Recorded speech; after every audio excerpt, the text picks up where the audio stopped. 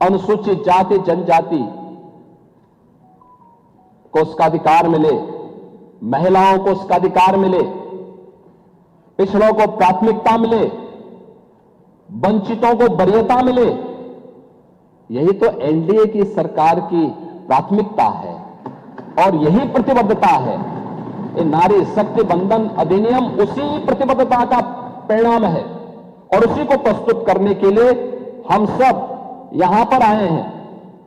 मैं तो औचक हूं इस बात को लेकर के।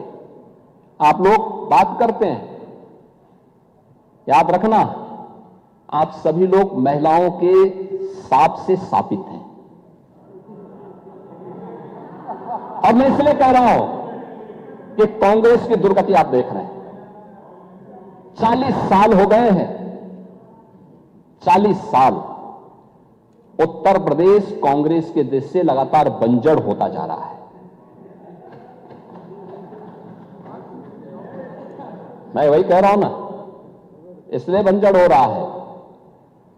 और कमोबेश आपने कांग्रेस का अनुसरण करना शुरू कर दिया है तो आपको भी उसी बंजर दिशा में जाना ही जाना है, यह तय है। कांग्रेस के पतन का कारण क्या था? एक मुस्लिम महिला के साथ वही अत्याचार पर मौलवियों के सामने घुटना टेक करके नाक रगड़ने की प्रवृत्ति। सावानो प्रकरण में आप लोगों ने एक मुस्लिम महिला के साथ जो अन्याय किया था, उस समय सावानो प्रकरण के बाद जो चीजें सामने आई थी, सुप्रीम कोर्ट ने किस प्रकार की टिप्पणियां की थी। अगर कांग्रेस से पाप नहीं करता, मौलवियों के दबाव में नहीं आता, भारत के कानून का सम्मान करके सावानो को भी न्याय दिया होता तो यह दुर्गति नहीं होती। महिला विरोधी आपका आचरण 3 तलाक के मुद्दे पर भी देखने को मिला था। 3 तलाक का कानून जब प्रधानमंत्री मोदी, आप लोग तो सावानो वाले मामले में एक महिला के साथ अन्याय किए, लेकिन 3 तलाक का कानून जब आ रहा था तब भी आप लोगों ने, इंडी गठबंधन ने, कांग्रेस ने, समाजवादी पार्टी ने तब भी इस 3 तलाकी कुप्रथा का समर्थन किया था। दुनिया के अंदर तमाम इस्लामिक देश 3 तलाक की कुप्रथा को नहीं मानते, लेकिन आप हैं सुधरेंगे नहीं, वही कठमुल्लापन की ओर देश को ले जाना चाहते हैं। देश कहां जा रहा है? देश, यह देश फतवे की राजनीति बंद करवा चुका है, लेकिन आप उसको मानने को तैयार नहीं। 3 तलाक के बिल का आप लोगों ने विरोध किया और किस तरीके से आप लोग उन दुर्दांत माफियाओं के सामने नाक रगड़ते थे। यहां पे तो समाजवादी पार्टी की ही विधायक श्रीमती पूजा पाल उसका सबसे बड़ा उदाहरण है। एक गुंडा और एक माफिया के सामने समाजवादी पार्टी किस प्रकार से नतमस्तक होती थी जब स्वर्गीय राजूपाल की हत्या होती है। आप लोग यानी उस पूजा पाल की आंखों के आंसुओं को भी नहीं पहुंच पाए थे। आप लोगों की कोई सहानुभूति नहीं थी। आप जाति के नाम पे समाज को बांटते हैं, लेकिन आपकी सहानुभूति वास्तव में महिलाओं के प्रति नहीं है, पिछड़ों के प्रति नहीं है, दलितों के प्रति नहीं है। स्टेट गेस्ट हाउस कांड और पूजा पाल का प्रकरण और इस प्रकार के अनेक उदाहरण ऐसे हैं जो आप सबके सामने, आपके नेताओं के बयान, जेल की यात्रा कर रहे आजम खान के बयान हो, आपके पूर्व सांसद एसटी हसन के बयान हो, मुंबई में अबू आजमी के लगातार महिला विरोधी बयान हो, या फिर आप लोगों के वे सभी नेताओं के बयान जिसके बारे में मैं तो कह सकता हूं कि काले कर्मों से जो राजमहल सजाते हैं वही इतिहास में कलंक बन जाते हैं, और यही कलंक बनने का काम आप लोगों ने 17 अप्रैल को लोकसभा के अंदर समाजवादी पार्टी ने, कांग्रेस ने, डीएमके ने, टीएमसी ने बनने का काम किया है, जहां पर नारी गरिमा के लिए, नारी सशक्तिकरण के लिए उठाए जाने वाले एक महत्वपूर्ण प्रस्ताव को आप लोगों ने सदन के अंदर गिरा करके इस तरीके से अपमानित करने का काम किया था। प्रस्ताव गिरा, उसके बाद आप लोगों ने बधाइयां दी एक दूसरे को, यानी हमने महिला आरक्षण विधेयक पारित नहीं होने दिया, इसके लिए बधाई दी जा रही थी। विजुअल्स दिखाए गए उस प्रकार के, नारेबाजी कर रहे थे आप लोग, ये आचरण था आप लोगों का। और इसीलिए मैं उसी बात को लेकर कहता हूं कि जो आप लोगों का आचरण है, उस आचरण के खिलाफ आज पूरा सदन ही नहीं, पूरा देश आहत है, और उसी आहत की श्रृंखला में आज हम सब यहां पर इस सदन में उस चर्चा को आगे बढ़ाने के लिए आप यहां पर आए हैं।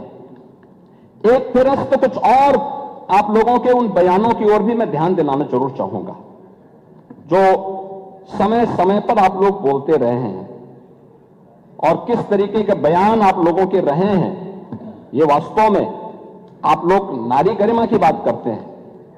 देखिए, बदायूं में मई 2014 में 14 और 15 वर्ष की 2 बालिकाओं के साथ चचेरी बहनें थी, खेतिहर मजदूर की बेटी थी, शौचालय की सुविधा गांव में नहीं, घर के पास नहीं थी, और उन बेटियों के साथ किस प्रकार की घटनाएं घटित हुई थी, और उन सभी उसको लेकर के दुनिया ने उस मुद्दे को उस समय उठाया था। और उस समय आप लोगों ने किस प्रकार के बुलंदशहर के मामले में, बुलंदशहर में जुलाई 2016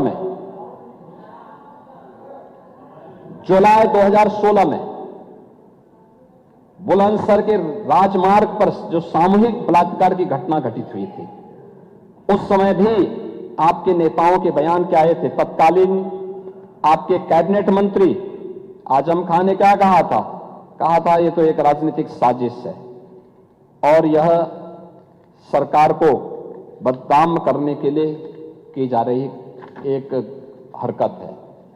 ये आपके मंत्रीगण बोलते थे, तब आप स्पीकर की चेयर पे पांडे जी आप बैठते थे। चिन्हट में जून 13 में एक 5 वर्ष की बालिका के साथ जो घटना घटित हुई थी, उस समय भी जनता में भारी आक्रोश था।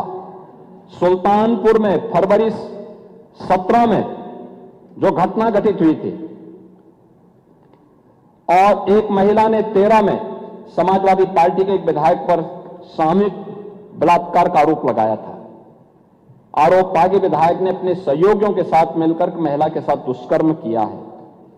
महिला ने उस समय पुलिस में एफआईआर दर्ज कराई, लेकिन राजनीतिक दबाव में उसको न्याय नहीं मिल पाया, और फरवरी 17 में उस महिला की हत्या कर दी जाती है।